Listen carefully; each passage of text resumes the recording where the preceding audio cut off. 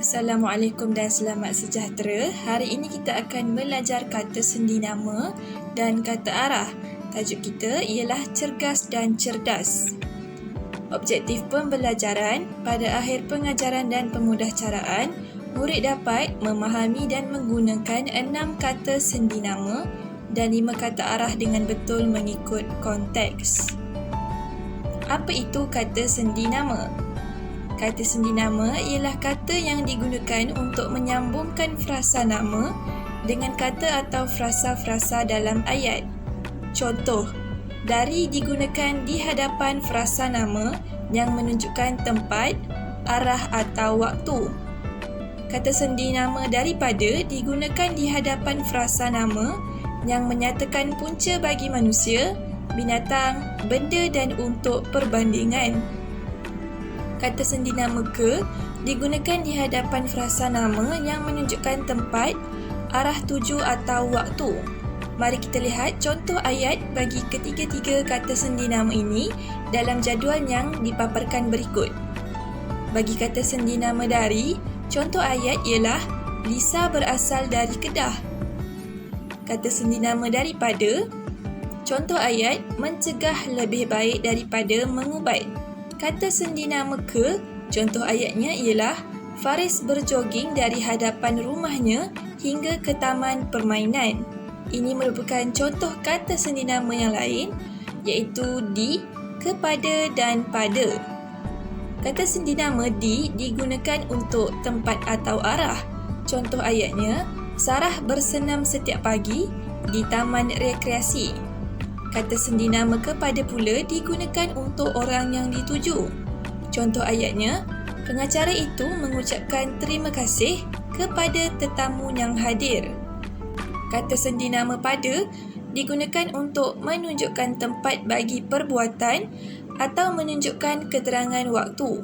Contoh ayat, Ravi menampal poster acara maraton itu pada papan kenyataan. Mari kita buka buku teks Bahasa Melayu Jilid 1, muka surat 36. Cergas dan cerdas. Hanif terpilih untuk menyertai pasukan pelapis bola sepak sekolahnya. Dia mendapat latihan daripada Cikgu Rashid. Pada sebelah kanan, terdapat undangan ke perlawanan bola sepak persahabatan antara SK Gemilang dengan SK Perdana. Murid-murid boleh lihat pada buku teks masing-masing terdapat perkataan berwarna ungu. Perkataan tersebut merupakan kata sendi nama, manakala perkataan warna hijau ialah frasa nama. Mari kita baca perenggan kedua. Pasukan bola sepak sekolahnya selalu berlatih di padang sekolah pada waktu petang. Mereka akan berlatih dari pukul 5 hingga pukul 6 petang. Permainan bola sepak juga mengubah Hanif daripada murid yang kurang keyakinan diri kepada murid yang lebih bersemangat dan yakin diri. Setelah menjalani latihan, pasukan bola sepak SK Gemilang akan mengadakan perlawanan persahabatan dengan SK Perdana pada minggu hadapan. Perlawanan akan bertempat tempat kosong padang sekolah SK Perdana. Perlawanan bermula tempat kosong pukul 9 pagi, tempat kosong pukul 11 pagi. Perlawanan ini diadakan tempat kosong hari Sabtu. Pada sebelah kanan skrin, cikgu telah senaraikan kata sendi nama dan juga frasa nama yang mengikuti kata sendi nama tersebut. Contohnya daripada Cikgu Rashid.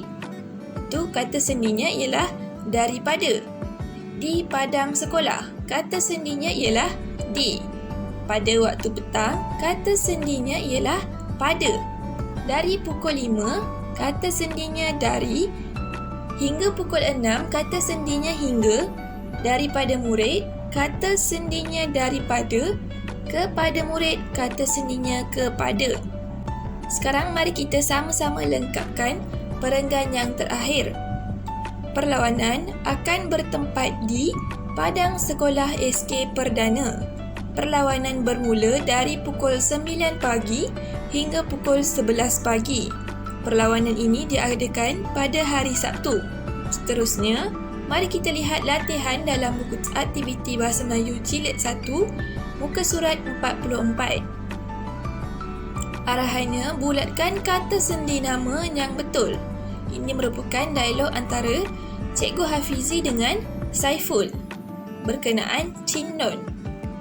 Cikgu Hafizi, Malaysia mendapat pingat emas pertama di Sukan SEA 2017 yang lalu daripada acara Chin Lon. Saiful, bolehkah saya tahu tentang permainan itu, Cikgu? Cikgu Hafizi, Kiran, boleh kamu terangkan Sukan Chin Lon kepada kawan-kawan? Kiran, Chin Lon ialah sukan yang berasal dari Myanmar.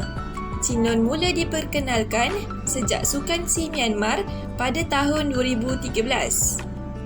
Cikgu Hafizi, Chin Lon ialah gabungan sukan dan tarian. Chin Lon dimainkan seramai 6 orang bagi satu pasukan dalam bulatan. Permainan ini menggunakan bola rotan seperti bola takraw tetapi mempunyai saiz yang lebih besar. Imran, seronoknya kalau saya dapat bermain Chin Lon. Cikgu Hafizi, boleh Imran, kamu perlu mahir dan tahu tentang cara dan disiplin menimang bola Chin Lon ini. Imran, terima kasih Cikgu. Cikgu Hafizi, yang penting pastikan tubuh kamu sihat. Kamu juga perlu sentiasa makan makanan yang seimbang serta berkhasiat. Imran, baiklah Cikgu. Cikgu Hafizi, jika sihat dan bertenaga, kamu dapat menjalani latihan dengan penuh bersemangat. Baik murid-murid, bagi latihan ini, murid-murid boleh terus rujuk pada contoh yang cikgu berikan. Untuk latihan seterusnya, buka muka surat 45. Arahannya isi tempat kosong dengan kata sendi nama yang betul. Okey, murid-murid baca ayat yang diberikan, kemudian isikan tempat kosong dengan kata sendi yang sesuai. Pada bahagian bawah pula, arahannya tulis pendapat kamu pula dengan menggunakan kata sendi nama yang betul. Jadi, soalan ini meminta pendapat kamu berkenaan dengan Minggu Kecergasan yang diadakan di SK Perdana. Apa pendapat kamu? Mulakan jawapan kamu dengan menulis pada pendapat saya, kemudian sambung dengan jawapan kamu sendiri. Boleh ya murid-murid? Seterusnya, mari kita lihat pula apakah maksud kata arah. Kata arah berfungsi untuk menunjukkan hala atau kedudukan. Contohnya, atas, tengah, luar, bawah, utara, hujung, dalam. Ini juga merupakan antara kata arah yang boleh digunakan bagi menunjukkan arah ataupun hala tuju sesuatu. Murid-murid, pernah tak lihat arah mata angin?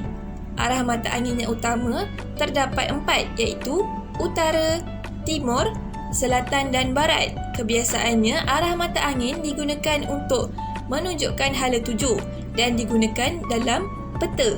Mari kita lihat kegunaan arah mata angin ini dalam buku teks muka surat 37. Sebelum itu, mari kita baca dulu petikan yang terdapat dalam buku teks kamu. Kembara Sihat. SK Gemilang akan mengadakan program Kembara Sihat pada hari Ahad ini. Cikgu Haris telah menyampaikan taklimat tentang laluan kembara tersebut.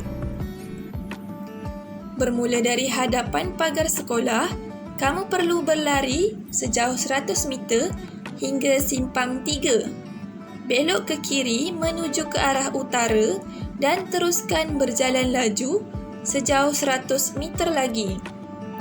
Setibanya di hujung jalan, kamu akan membelok ke kanan. Teruskan berlari pecut sejauh 100 meter. Belok ke tempat kosong dan mulakan larian zigzag sejauh 100 meter. Teruskan mendaki dan menuruni Bukit Sirih. Bermula dari tempat kosong, Bukit Sirih, berjalan perlahan sejauh 100 meter ke tempat kosong. Belok ke tempat kosong dan berjalan laju sejauh 200 meter.